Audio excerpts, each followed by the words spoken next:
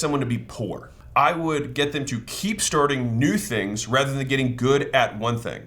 And so do you remember that guy who got rich drop shipping, day trading, buying crypto, and wholesaling all at the same time? Yeah, me neither. You have to focus.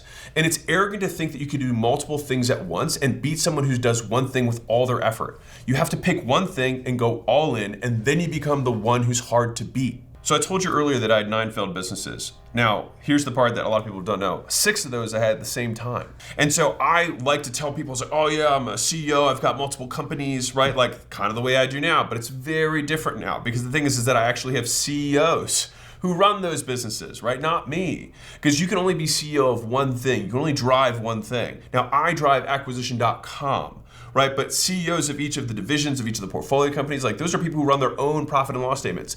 And I didn't understand that. And so I had a chiropractor agency, a dental agency, a gym launch business where we did turnarounds. And then I also had 5 gyms of my own at the time. All right? Depending on how you want to describe it, I had 5 locations plus the 3, so I had 8. It's a lot. All right? It's too much.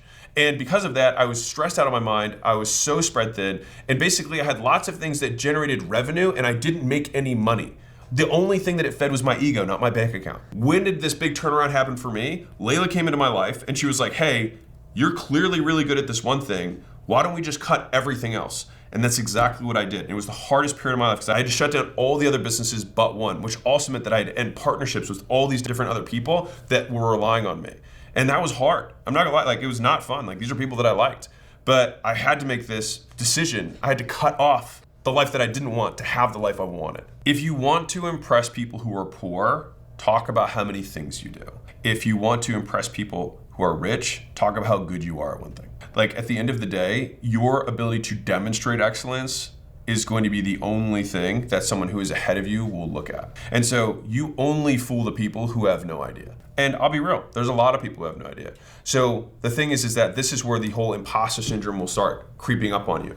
Because you're like, man, I kind of feel like a little bit of imposter. Because you are. You're misrepresenting yourself. You know you're not as successful as you pretend to be. And so if you want to eliminate imposter syndrome, just stop lying. When I say lying, people are like, I don't lie. If you present something in a way that you know is going to be perceived differently than what reality is, posturing, in my opinion, lying. You're misrepresenting. What you want to be able to do is state the facts and tell the truth. Period.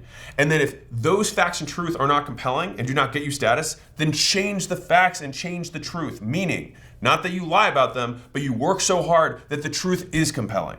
And sometimes that takes time. But I promise you, the people who are all in on the imposter stuff, the guys that I knew that were, when I was in my 20s who were kind of like hustle bros, whatever, a lot of those guys faded, or they're still like jumping from thing to thing to thing, kind of like pretending to be successful. But like, I know that they're barely able to afford their house. At the end of the day, it's a choice that you have to make. Do I want to pretend to be rich? Do I want to pretend to be successful? Do I want to look like I'm successful? Or do I want to be successful? Which more likely is do the things that success requires, which today do not look like success. It looks like a very long string of failures because you will be rewarded far more in life for your determination than your intelligence. But the problem with determination is that in the short term, it looks like a long string of failures until it works. Okay, so you're like, got it, I'm gonna focus. Now let me give you something that's gonna help you stay focused. Number 4, stop networking. All right, now this is a really, really important point. Now, it's not that I even have some big problem with networking overall. That's actually not my point. It's more that there are seasons of life,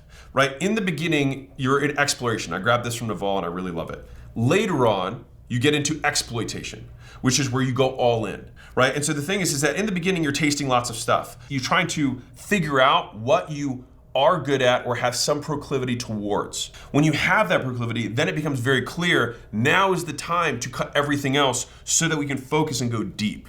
Right? So you go broad in the beginning so that you can figure out what you to go deep on. The broad period that you're in is never the period where you're going to make money. Like this is the part you have to get. And I'd say from the beginning of when I started until I really graduated from it was about 5 years. It's less of a binary, more of a continuum. In the beginning, you taste lots of stuff and then you just have to, because in the beginning you have to say yes to things. You have to say yes because you're so bad, you're so scared, you never want to say yes.